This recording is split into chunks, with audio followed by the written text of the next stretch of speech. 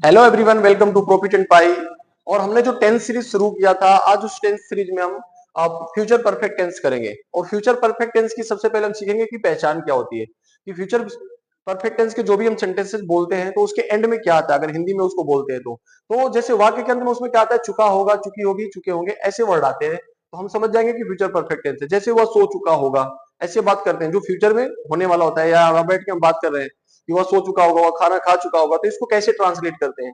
तो सबसे पहले जो सिंपल सेंटेंस होता है उसकी जो फॉर्मेशन होती है वो देख लीजिए आप लोग। सब्जेक्ट आएगा सबसे पहले, सब्जेक्ट जो काम को करता है, फिर विल हैव या शैल हैव हेल्पिंग वर्ब लगेगी, फिर वर्ब की थर्ड फॉर्म प्लस ऑब्जेक्ट आएगा। अगर नेगेटिव सेंटेंस हुआ तो बहुत ज्यादा इसमें अलग कुछ नहीं है, बस विल और हैव के बीच में आपको क्या लगा देना है, नोट लगा देना है। क्या लगा देना है? नोट लगा देना। ओके, यहाँ पे नोट लगा देंगे, यहाँ पे नोट लगा देंगे, बाकी फॉर्मेशन सेम रहेगा। इसलिए मैं इन दोनों को एक साथ ही बता रहा हूं। जैसे वह सो चुका होगा तो सबसे पहले क्या आएगा? सब्जेक्ट। सब्जेक्ट क्या है इसमें? सबसे पहले सब्जेक्ट आता है, तो सब्जेक्ट क्या है? ही। तो ही। अब एक चीज और बताता हूं मैं, चाहे कोई भी सब्जेक्ट हो, आप चाहे तो सबके साथ विल हैव नहीं लगा सकते हो, सबके साथ विल हैव लगा सकते हो। और अगर आपको सेल यूज करना ही है तो बस आई और वी के साथ सेल यूज कर सकते हो। किसके साथ?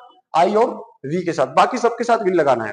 तो जैसे वह सो चुका होगा तो इसका क्या होगा? ही विल हैव स्लेप्ट। वह सो चुका होगा। ओके। नेक्स्ट है हमारा, रवि स्कूल पहुंच चुका होगा, तो इसका क्या होगा? सबसे पहले सब्जेक्ट क्या है? रवि। तो यहाँ पे क्या लिखेंगे? Ravi will have, Ravi will have school पहुंच चुका होगा, reached, reached at school, reached at school. Okay, Ravi school पहुंच चुका होगा। नेक्स्ट है, मैं उसको पत्र लिख चुका हूँ, तो इसका क्या होगा? I have. अब आई के साथ क्या लगता है? विल हैव या सेल भी लगा सकते हैं। सेल लगा के आपको कर देता हूं मैं, आई सेल हैव, मैं उसको पत्र लिख चुका हूँ। I shall have return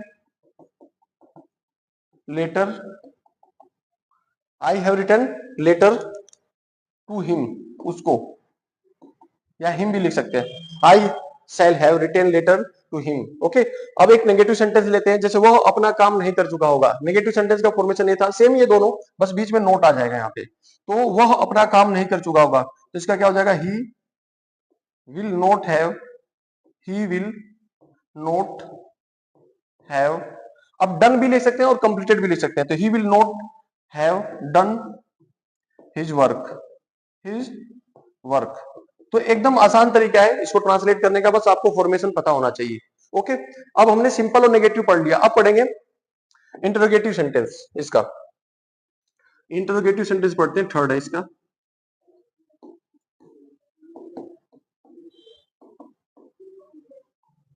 interrogative sentence. अब इंटरोगेटिव सेंटेंस लेते हैं। अब इंटरोगेटिव सेंटेंस दो प्रकार का होता है। एक होता है क्या से शुरू होने वाले, क्या से शुरू होने वाले सेंटेंस, क्या से शुरू होने वाले वाक्य। तो पहले इसको ट्रांसलेट करना सीखते हैं। जैसे क्या से शुरू करके एक एग्जांपल लेते हैं हम लोग। जैसे क्या वह अपना काम कर चुका होगा, क्या वह अपना काम कर चुका होगा। अब इसको कैसे ट्रांसलेट करेंगे? तो सबसे पहले ट्रांसलेट करने के लिए हमें इसका फॉर्मेशन पता होना चाहिए। तो पहले मैं आपको फॉर्मेशन बता देता हूं। इसमें क्या आता है फॉर्मेशन में, जब भी क्या से शुरू होगा आप क्या लगाओगे? शुरू में विल या शैल लगाओगे, विल या शैल। फिर आएगा सब्जेक्ट, फिर क्या आएगा? सब्जेक्ट। फिर आएगा हैव। ओके। फिर वर्ब की थर्ड फॉर्म, और प्लस लास्ट में क्या आएगा? ऑब्जेक्ट आएगा। ये इसका फॉर्मेशन हो गया।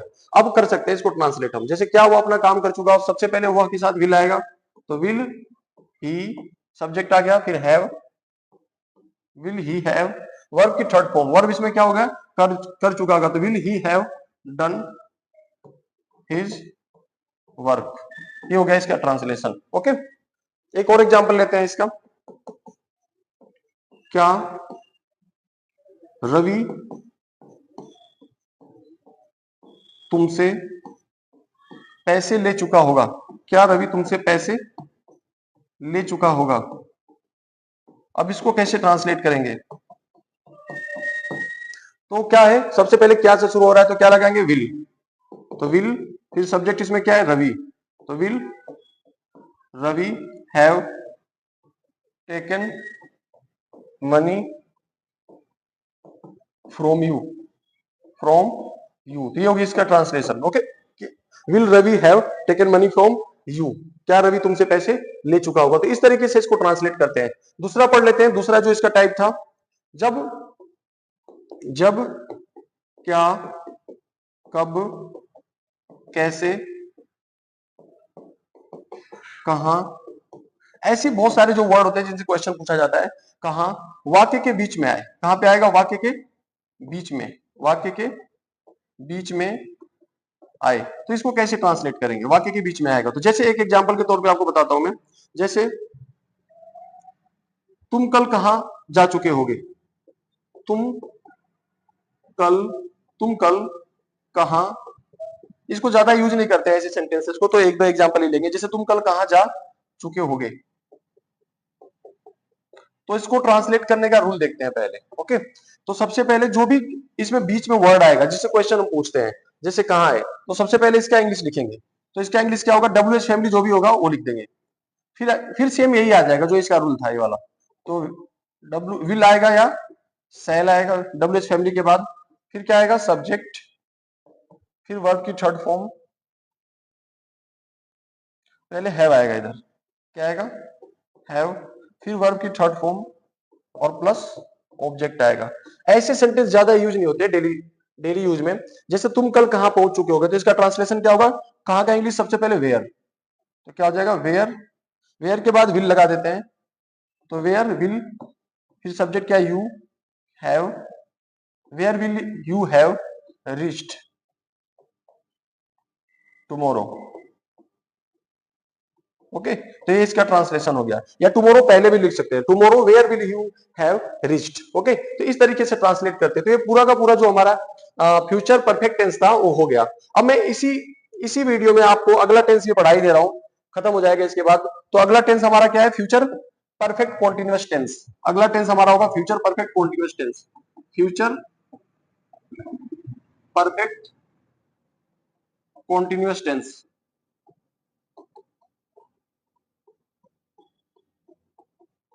Future perfect continuous tense. और फ्यूचर परफेक्ट कॉन्टिन्यूअस टेंस की सबसे पहले हम पहचान पढ़ लेते हैं कि इसकी पहचान क्या होती है। ओके, तो इसकी पहचान क्या होती है वो पढ़ लेते हैं। तो पहचान, फ्यूचर परफेक्ट कॉन्टिन्यूअस टेंस की पहचान क्या होती है, वाक्य के अंत में, वाक्य के अंत में, वाक्य के अंत में इसमें क्या आता है, रहा होगा, रही होगी, ऐसे वर्ड आते हैं। वाक्य के अंत में क्या आएगा, रहा होगा, रही होगी, रही होगी, रहे होंगे, रहे होंगे, इत्यादि शब्द आते हैं, इत्यादि शब्द आते हैं। ओके, इसके साथ साथ क्या होगा, तथा वाक्य के बीच में समय भी दिया होगा, वाक्य के मध्य में या बीच में, वाक्य के बीच में समय दिया होता है, वाक्य के बीच में क्या दिया होता है, समय दिया होता है, वाक्य के बीच में समय दिया होता है। तो इसकी पहचान ये होती है कि कोई भी सेंटेंस अगर आप फ्यूचर परफेक्ट कॉन्टिन्यूअस टेंस का बोलते हो हिंदी में, तो उसके एंड में क्या होगा, रहा होगा, रही होगी, रहे होगे आएगा, और वाक्य के बीच में समय भी दिया होगा। तो इससे हम पहचान जाएंगे कि ये क्या है, फ्यूचर परफेक्ट कॉन्टिन्यूअस टेंस है। और फिर उसके रूल के हिसाब से हम क्या करेंगे, ट्रांसलेट कर लेंगे इसको। ओके, तो अब करते हैं आगे। तो सबसे पहले कोई भी टेंस पढ़ते हैं, सिंपल सेंटेंस पढ़ेंगे हम। क्या पढ़ेंगे, सिंपल सेंटेंस। अब सिंपल सेंटेंस का पहले फॉर्मेशन में बता दूं, या एक एग्जांपल ले लेते हैं, पहले एग्जांपल लेके फिर फॉर्मेशन बताता हूं, ठीक है। जैसे सिंपल सेंटेंस का एक एग्जांपल लेते हैं, वह 2 बजे से, वह 2 बजे से, 2 बजे से अपना काम, अपना काम, ओके, अपना काम कर रहा होगा, कर रहा होगा। ओके, वह 2 बजे से अपना काम कर रहा होगा। अब इसको कैसे ट्रांसलेट करेंगे, इसका मैं फॉर्मेशन पहले बताता हूं आपको। ओके, तो सबसे पहले फॉर्मेशन पढ़ते हैं। तो फॉर्मेशन क्या होगा, सबसे पहले इसमें आएगा सब्जेक्ट, फिर आएगा will have been, will have been या शैल हैव बीन, या क्या आएगा, शैल हैव बीन। फिर आएगा इसमें वर्ब की आईएनजी फॉर्म आती है, वर्ब की कौन सी फॉर्म आएगी, ING form plus object plus since या फोर प्लस टाइम, ये इसका फॉर्मेशन होता है। अब मैं इसको ट्रांसलेट करके आपको दिखाता हूं। जैसे वह 2 बजे से अपना काम कर रहा होगा, इसका ट्रांसलेशन मैं यहाँ पे कर देता हूँ, यहाँ पे जगह नहीं है तो ओके। तो वह 2 बजे से अपना काम कर रहा होगा, तो सबसे पहले सब्जेक्ट इसमें क्या है, ही। तो यहाँ पे क्या हो जाएगा, ही के साथ क्या लगेगा, विल। तो he will have been, he will have been doing, verb क्या है इसमें, doing. He will have been doing his work, अपना काम, हिज वर्क कब से कर रहा होगा, 2 बजे से। 2 बजे क्या है, एक निश्चित समय है, सर्टेन टाइम है, यानी पॉइंट ऑफ टाइम है। तो यहाँ पे क्या यूज होगा हमारा, सिंस यूज होगा। क्या यूज होगा, since, since 2 o'clock, since 2 o'clock। तो ये इसका ट्रांसलेशन होता है ओके। सिंस या फोर में अगर कोई डाउट हो तो मैंने पीछे भी बता रखा है, तो आप लोग देख लेना वो वीडियो में ओके। अब करेंगे एक और एग्जांपल करते हैं। अगर नेगेटिव सेंटेंस भी होता है तो यहाँ पे बस नोट लगा देते, तो मैं आपको नेगेटिव सेंटेंस भी इसी में बता देता हूं ओके। यहाँ पे क्या लगा देना है, हमें नोट लगा देना है, बस क्या लगा देंगे, नोट। तो सब्जेक्ट आएगा विल नॉट हैव बीन या शैल नॉट हैव बीन आएगा, वर्ब की आईएनजी फॉर्म, ऑब्जेक्ट सिंस या फोर टाइम, सब कुछ सेम रहेगा। बस नेगेटिव सेंटेंस अगर हुआ तो यहाँ पे विल नॉट हैव बीन लगा देना है या शैल नॉट हैव बीन लगा देना। तो इसका एग्जांपल भी लेके अभी क्लियर कर लेते हैं इसको। जैसे मैं दूसरा एग्जांपल लेते हैं, जैसे राम राम राम 3 दिन से, राम 3 दिन से स्कूल नहीं जा रहा होगा, राम 3 दिन से स्कूल नहीं जा रहा होगा। ठीक है, हमने एक नेगेटिव का एग्जांपल ले लिया कि राम 3 दिन से स्कूल नहीं जा रहा होगा। तो नेगेटिव सेंटेंस कैसे ट्रांसलेट करेंगे आपको बताया मैंने। सबसे पहले सब्जेक्ट आएगा राम, राम के साथ विल लगेगा, तो Ram will not have been, Ram will not have been going to school, going to school, going to school for. अब यहाँ पे 4 क्यों लगा, 3 डेज से पहले 4 इसलिए लगा क्योंकि ये निश्चित समय नहीं है, तो फॉर 3 डेज, फॉर 3 डेज ये